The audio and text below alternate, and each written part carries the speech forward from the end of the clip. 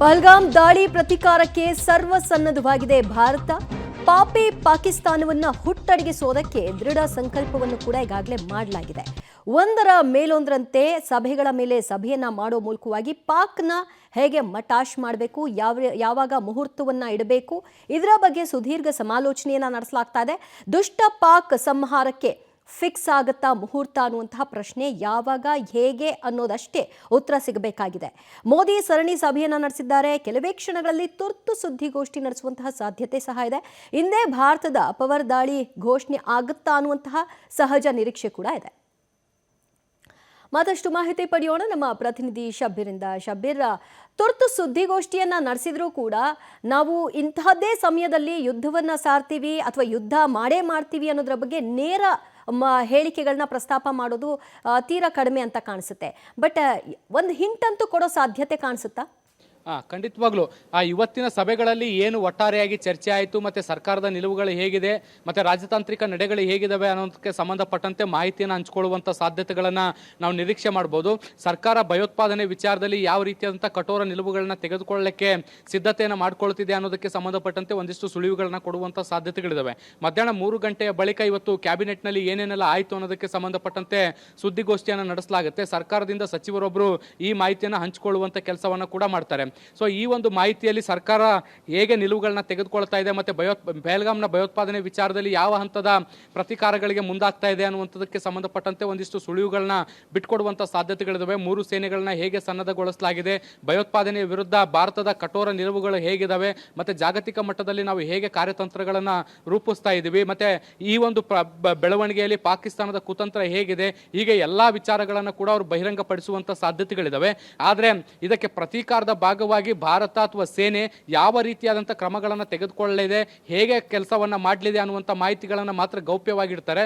ಯಾವ ಮಾಹಿತಿಗಳನ್ನು ಶೇರ್ ಮಾಡಲಿಕ್ಕೆ ಸಾಧ್ಯ ಇದೆಯೋ ಆ ಎಲ್ಲ ವಿಷಯಗಳನ್ನು ಕೂಡ ಮಾಧ್ಯಮಗಳ ಮುಂದೆ ಹಂಚಿಕೊಳ್ಳುವಂಥ ಸಾಧ್ಯತೆಗಳನ್ನು ಈಗ ನಿರೀಕ್ಷೆ ಮಾಡಲಾಗ್ತಾ ಇದೆ.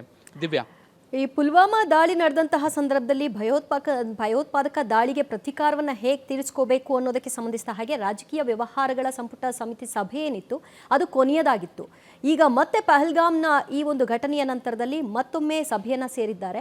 ಬಹಳ ನಿನ್ನೆಯ ಒಂದು ಸಭೆಯೂ ಕೂಡ ಅಷ್ಟೇ ಪ್ರಾಮುಖ್ಯತೆಯನ್ನು ಪಡ್ಕೊಂಡಿತ್ತು. ಫ್ರೀ ಹ್ಯಾಂಡ್ ಕೊಟ್ಟಿದ್ದೀವಿ ಅಂತ ಕೂಡ ಪ್ರಧಾನಿ ನರೇಂದ್ರ ಮೋದಿ ಅವರು ಹೇಳಿದ್ರಿಂದ ಈಗ ಪಾಕಿಸ್ತಾನಕ್ಕೆ ಸಹಜವಾಗಿ ಆ ನಡುಕ ಶುರುವಾಗಿದೆ. ಆ ಕಡೆಯಲ್ಲಿ ಯಾವ ರೀತಿಯಾದಂತಹ ಕಿರಿಕಿರಿ ಸಹಜ ಕೀಟ್ಲೆಗಳು ಶುರುವಾಗಿದೆ ಪಾಕಿಸ್ತಾನದ ಕಡೆಯಿಂದ?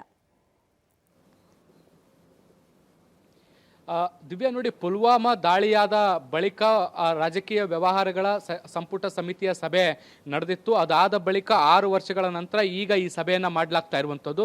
ಸೊ ಈ ಹಿಂದೆ ಪುಲ್ವಾಮಾ ದಾಳಿಯ ಸಭೆ ನಡೆದ ಬಳಿಕ ಒಂದು 2-3 ದಿನಗಳಲ್ಲಿ ಈ ಒಂದು ಏರ್ ಸ್ಟ್ರೈಕನ್ನು ಮಾಡುವಂಥ ಕೆಲಸವನ್ನು ಕೂಡ ಮಾಡಲಾಗಿತ್ತು.